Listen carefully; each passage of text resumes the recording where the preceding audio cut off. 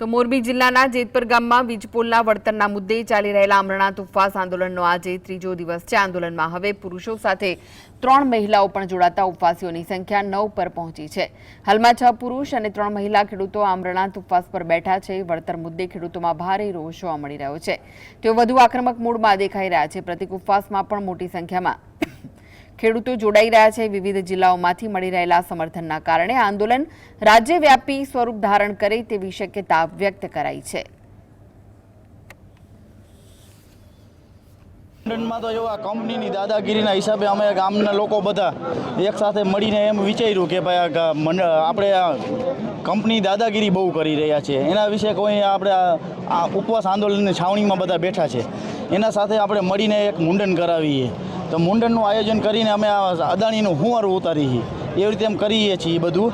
અને કાંઈ અદાણીને કહી દેજો, હવે ચોટલી વાળા નથી કોઈ, બરોબર? ચોટલી જો કોઈને છે નહીં, ચોટલી કાઢી નાખી મોદી। હવે અદાણીને સમજી લે કે નગર કાં થાંભલા જશે ને કાં ઈ જશે, બેમાંથી એક થશે ગમે તે। તો આ લોકો આજ 15 દિવસથી આ સતત લડી રહ્યા છે અને ઉપવાસ પર બેઠા છે આજે। તો વળતર જ્યાં લગી નહીં મળે ને ત્યાં લગી આ લોકો ઉપવાસ પર બેઠવાના છે। અને જે મુંડન કરાયું છે તો અદાણીને એવી રીતની કહેવા માગે છે કે ભાઈ તમારા માટે અમે મુંડન કરી અને હુંવારું ઉતાર્યું છે। દેશી ભાષામાં આપણે ગુજરાતીમાં કહેવાય સુવારું, અને બેસણું પણ રાખવાના છે, આજ રાખે કે કાલ।